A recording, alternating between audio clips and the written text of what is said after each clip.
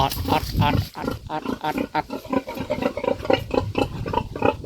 โอดโอดโอดโอดโอดโอดโอดโอดโอดหนูน้อยอยู่ไหนโอ้ยมะม่วงกันล่นมัดมาดเขานั่งตัดใบสวยงามจริงๆสวยงามตามท้องเรื่องไม่มีหอยเหรอก็ปล่อยน้ำใส่สวัสดีอีกรอบจ้าพี่น้องเจมลาโทว่ามาลินนะเจดอกไม้ป๊าดหญ้านี่เอามาลาสิเกี่ยวเอาหญ้าไปจักเอ้ยสำนักสิเกี่ยวหญ้ามาให้ลูกมานี่นะโพดโพสวัสดีที่นาเจดอกไม้พี่น้องตุ๊กตุ๊กตุ๊กตุ๊กตุ๊กตุ๊กตุ๊กตุ๊กไอ้หมูน้อยนั่งออกมาคุ้นเลยจ้าอี2 6 8 10 12โตดำคือหมูลาดนี่หอมหัวอาหารจังเลยอัดอัดอัดอัดอัดอัดอัดอัดอัดอัดอัดอัดอัดอัดแอดดูแบบนี้สวัสดิ์เสวยดีพี่น้องเอ้ยคอยมากแบบนี้อยากมีเงินมีทุนคอยมาเฮ็ดแบบนี้คอยอยู่หัวหายปลายหน้าผมฮะพอกนั่งกินข้าวกันละบอก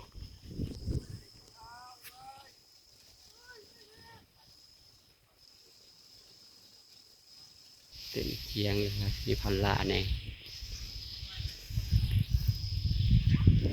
โอ้ยงามได้ข้าวนั่งนะนั่งตัดอันใบออกแล้วมันขึ้นไหมไม่ได้พี่น้องเอ้ยแต่ลำกากซากอยู่งามแต่แลตะลึงบ่มีหญ้าเลยเนาะหญ้าบ่มีเลยมีแต่เขาต้อยสมบูรณ์สมบูรณ์เด้จะบอกพื้นเงี้ยหรือพื้นไผ่เลยว่าพื้นคนบ่ท่านจะว่าพื้นคนแล้วก็หยุดเด้อ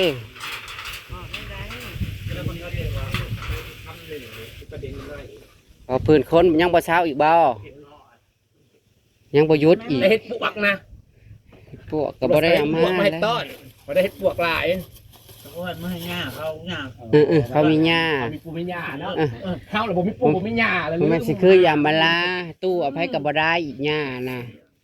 เอิ้นหญ้าหมดบ้านข้าวพัดพัดข้าวได้เฮ็ดนะเตียงได้อย่างดีเพราะว่าพ่อน่ะส่วนนี่อุตส่าห์บ่มือกูน่ะสิให้โอ้ยเขาก็เก็บมาทันได้จบคลิปซ้ำช่องเท่าจักพงมาได้ใส่สองเท่าก็ไว้ได้มากนะสองเท่าสิห้องยังโอ้ยก็สองคนนี้เพิ่นอันนี้ขนาดคลิปยังเงียบสิทายคักๆเด้อสิทายคักนี่แหละตัวนั้นเงียบคักๆจังหวะตัวเสียงดังตอนเห็นตัวเสียงดังตอนเห็นตัวต้องเงียบๆถ่ายสมผมเนี่ยคลิปข้อเก็บปั่นวิวดีโอเคได้บรวดอะไรคนวะโหท่านที่ว่าแกงหน่อไม้ปิ้งปลาเรียบร้อยเลยเฮ็ดนั่นเห็นหมูน้อยๆงามอยู่หมูน้อยๆจะเฮาถ่ายคุณเมื่อยผัดเพิ่นเมื่อเช้านี่ว่าส่วนเพิ่นไปเบิ่งทั้งหมอกไปคุดเป็นขนุนทั้งนั้นน่ะกินห้อยโอ้ยจังเรือตั้ง3ถ้วยเด้อพ่อเที่ยวโอ้ยมึงแน่นี่คันว่าสิกินเบิดก็ได้เช็ดโอ้พ่อเที่ยวตามมาอยู่บ่แม่นอาหารบัก11บ่โอ้ยอันนี้ก็บ่ทันได้บูดหรอกเมื่อวานนี่แต่บ่ทันได้บูดเลยนี่บัก15นะอี15ประชุมอยู่นี่เฮ็ดตอนว่านั้นมันบ่อยากได้ตอนนี้เฮ็ดกินนะบักกันมานอนกินเฮ้ยได้นะให้เจ้าของเที่ยเฮ็ดสู่กินได้ปลูกให้กินเลยนะนอนกองแล้วบ่น้ำล้างมูลยังบ่ย่างกูบ่ย่างงานเลี้ยงเลิกลากี่โมงเมื่อคืน4 ทุ่มทุ่ม4นี่ทุ่มกว่าๆฮะทุ่มโอ้ยน้ำก็บ่ได้อาบเสียใส่เสียขวดเป็นอะไรเมื่อคืนนี่เจ้านาล่าบ่เมาอย่างคักขอไปบอกคอยว่าเมาอย่างเฮาเมาเฮ้ยด่าเพิ่นถ่ายก็บ่ได้ไปถ่ายคลิปตอนมันขึ้นรถน้ำเต้นเฮ้ยตัวเคยเห็นคลิปเขาขึ้นรถบ่ได้บ่แบบนั้นแหละเต้นหัวซิกโอ้ยหัวมันขึ้นรถจักบ่ได้ได้เมื่อคืนนี่นะไปกุมขึ้นรถจักรอย่าขึ้นในคลิปอันเขาขึ้นรถจักรเขาเมานั่นอันนี้ดิกูนั่นกูจื้อได้ไหนกูขึ้นรถจักรบ่ได้ กูมาเอาตีนขึ้นรถจักรบ่ได้ขยันขึ้นรถจักรกูลงเป็นผู้ขับ จักมัน กูว่าจะอีกจะออกเดี๋ยวนะ จักมันเล่นบ่ออกอันนี้ก็ได้ รถเล็บออกคนมาคุ้มขึ้นรถมาได้ ยังชิมเมื่อแล้วเจ้า ใช่เปล่าพ่อแม่นะนอนนี่แล้วก็ขี่รถมาเฮือนนัดกันมาหาเห็ดตอนเช้าเลยบ่ได้มื้อเพิ่นเอากุ้ม แล้วไปหาทางใดมาเช้าน่ะเฮ็ดบ่ไปหาทางใดมาเช้าน่ะเฮ็ด จะหาตักคนไปแล้วผมยอดเห็ดให้ต้องดอกเดียวเอานะ เฮ็ดปวกน่ะก็มันออกแถวไก่เฮ้ยไปไก่มันก็บ่อ โอ้ย อก เขาเก็บก็บ่ได้มีมันบ่ได้ออกแทนตัว เพราะในไก่ผจญเน่า เนาะ ขอบคนน่ะมีแต่ไก่หั่นเด้ แม่นี่แต่กาย กำลังไป สิว่าเฮ็ดจะได้2หมู่กับข้างเฮือนคนเฮ้ยเอ้ย เกียร์น้ำมัน ก็ ไอ้ดอกที่ไป3ดอกบัดย่างลูกท้องละได้2หมู่นั่น2เถื่อพ่อนั่นก็พ่อโดยบังเอิญ ข้าวนั่งน่ะ นั่น ตัด ก็ไปหานะบ่ได้เฮ็ด ตัดใบออกราคากันเลย เฮ็ดให้มันออกบริเวณเพื่อน สู้ออกไปแต่เท่า บ่มีผู้ตัด ตีหาพังกับไปหาจะหาเกิด โอ้ย มาถึงทุกจ่อยแค่ข้างแหลม เองให้กระจ้อยเฮ้ยเมื่อคืนนี่ก็มาเมื่อคืนนี่ก็เมื่อย ได้มากินกันนอนงอกอยู่ เมื่อยคั่วเป็ดบัดสิเมื่อยน่ะบ่เมื่อยมันไปดำนา สิแล้ว ไปดำนามาผัดบ่ได้พักได้มาแล้วคั่วเป็ดเลยจนตั้งแต่บ่ายโมงจน4โม น ง อนตายกองอยู่ โอ้ยมาเอ้ย หมายังก็กระดกกระดี ตัวในค้างบ่ ขังอยู่ในตารางเรามันบูเข่ามันเป็นตะไคร่อันพาแสลมกับตะไคร่อันอย่างอันนั้นน่ะเด้ ราคายาอ้อม มันก็มันอยู่ มันหักรูดมันหมูเข่าเฮ้ยเนาะมาเฮ้ยถ้ามันเห็นแล้วมันก็เวียนอยู่หันแหละ ถึงว่าสิเป็นตะไคร่เล็กมันก็คุดดินเขา ใส่ตะนางเล็ก โอ้ยเองเป็ดเองนี่เองสิง่ายขึ้นคอกหมูแล้วกันบ่ทันได้ง่าย เพราะว่าเป็ดนี่หันน่ะคล้ายบ่ทันได้เบิดในคอกหมูนั่น ง่ายซะเนาะ มันอับง่ายจนเบิด ทั้งบริจักโตเลย 35น่ะเหลือเป็ดน้อยตัวน้อยก็หมูตัวเดียวตายมา34ตัว เป็นตายกอง 30โตโอ้เฮ้ยเป็นเงินจักเม็ดจักบาทเนาะ ห่วยหลายล้านอยู่ได้เฮ้ยเงินกี่ หลายแล้วเป็ดตัวหนึ่งกับจักบาท ขนาดเองขายเป็ดอัน ขนาดมาว่าจักโตยังพันปลาย 4ตัว 4โตยังพันปลายเลยเป็ด35โตเงินเป็นหมื่นเนาะสู้ ว่านะอ่า เงินเป็นหมื่น กระเอื้อนั่นแหล้วเพิ่นว่าให้ครัวให้เด้อเพิ่นว่าโอ้ยบัดนี้บ่รับแล้วเด้อครัวเป็ดยอมขอยอมตัวละ50 บาทก็บ่คุ้ม เอามาคุยพี่ละกันแล้วมูละผู้ทาเลยท่า เอาเลือดมาให้แถมบ่กล้ามผิดหวังอีก ตั้งใจว่าก็ตั้งชุกูตั้งใจหากินตาเป็ด เอากูน่ะถามเจ้าได้เจ้าแล้วผู้เคยเอานะแล้วก็ว่า58 เตรียมพักเตรียมมาพริกถ่าวันนั้น ตาเป็ดจะเสียเซลล์ เฮ้ยอันหัวที่ใครไว้ เอามาเลือดกล้ามคาทุงบ่เถอะ จะคุยกันอย่างใดแต่เอื้อนั่นว่าให้ ได้เป็นคนจัดแจงให้กูว่าให้แสดงว่า FC สั่ง ถ้าเฮ็ดกินอยู่ในเฮือนอัน นั่งทาอยู่เต็ม เฮ็ดกินอยู่ในหน้าไอ้แขกกับบ่ได้เป็นบ่ได้กล้ามอยู่ได้58อยู่ เขาเห็นเขากลัวแล้ เฮาว น่ะก็อยาก บอก ดูเลือด โก้ แปลงนะ พักกระถาสิมาถาควบเป็ดตกโก้จิตแหล่เตียงทำ จากเป็นทางไว้ให้ครัว เจ้านี่ก็เลยบ่ได้พักผ่อนไปดำหน้ามาแล้วก็มาคั่วเป็ด จนจังสิล่ะคั่วเป็น จ วัน นบริ นั่ง กินเขาก็เมื่อย จนมื้อก็บ่มีแห้งกินคันเฮาคั่วเลยจนบ่อยากเว้าอีหลีคันเฮาคั่วเลยมัน เขากลัวบ่อยาก มันเห็นเบิดเปิดสิแล้ว หลายคนเห็นสักการว่าเจ้าคนผัดแล้วไปเห็นซ้ำหนึ่งเนาะ จังว่าคันโอ้ยเพิ่นเป็ดตัวเองแล้วบ่แซ่บได้คำว่ากินแล้วจนบ่จักแซ่บคือจัง มันเห็นเบิดเด้ ฮักก็โอ้ยมื้อนี้น่ะก็ว่าสิไปย่างเลาะเบิ่งเฮ็ดผึ่งน้อยหนึงบัดนี้เห็นเฮ็ดปวกอีห่ำมึงไปเลย งามอันนี้ มองน่ะก็เคยเก็บมองนี่ก็เคยเก็บ มันเกี่ยงเป็นรอยแล้วมันออกมันเห็น มันยังงามเหมือนเดิมมันก็ ไป ออก ลอยเลย มืออื่นนี่ยังว่าสิโพอยู่ประจักษ์เลย อยู่บ้านกูยังเห็นยังออกอยู่พี่นาได้ แล้วก็จะไปชู้ แถวห้วยว่าห้วยเบอร์นี่ก็จะว่าออก เช่นจะมีแห้งยางเห็ดจ้อ เห็น เห็ เห็ ด น อะไร แล้ว ยิง เว้ย ยิงอย่างงี้โย เห็ดเขาดอ เป็นอะไรนาล่ามาขึ้นในไห่เป็นยัง ขึ้นนี่ เสียใจ เขาหนาเสื้อผ้าโดนๆเนาะ มึงก็จะจ้าง จะบอกว่าเขาไป เสื้อ นาสิเปิดป้าไปโดนเตยคนเลย ผู้ตีที่ผู้บอก เสื้อผ้าแห้ง แล้ชุ่มเพิ่นด้วยการจัดฉากอีกแล้วกับแม่นอันนี้เจ้าบ่เฮ็ดใจบ่ชุ่มบ่เบื่อบ่น่ากับไฟอยู่ทำไปหาเอาเค้กนั่นก็คือว่าอะไรนะ บอสเป็ดแจ้งเตยยังก่อกินอารมณ์เสียวอารมณ์เสียงงงิดเมืองปางใจอันตัวเสร็จมากกับเสร็จคือเสร็จเงียบขนาดนี้ ใครเป็นคนแซดนะว่าใครเป็นคนว่าแซดมานะเอฟซี ทำรอง เอื่อยเพิ่นต่างแอคเขาถึงมาเด้ เขาไปออกใส่หายไปซีเพิ่น พอจะไปหาเบิ่งกันสื่อในชั้น5อยู่7ผมก็บ่มีนะบ่เคยเสร็จอันนี้เชื่อ จะได้ไปที่เพิ่นได้ไหน ว่าใส่เพิ่นนี่ละ มันเป็นมาหาซื่อ คักเด้อ คนทานไม่เป็นเลยเพิ่นก็ไม่ค่อยทาน มีกันแบบว่าเท่ากันสิบกันอยู่เพิ่นน่ะเพิ่น ผมบ่ได้สังเกตกินข้าวอยู่แล้วก็ได้กินข้าวแซ่บมันก็ได้ เมิดเลยบ่ อย่าละเอาต่อกินข้าวแล้วเอาต่อกินข้าว เมื่อข่าวแล้วคนมันจะบ่ได้สนใจเนาะ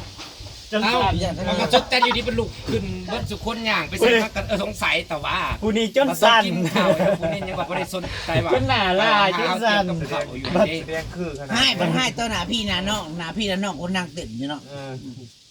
บัดผู้นี้ก็ว่าโอ้ ฉันให้เรื่องจริงเพิ่นยันเมื่อตอนนั้นยุคกว่า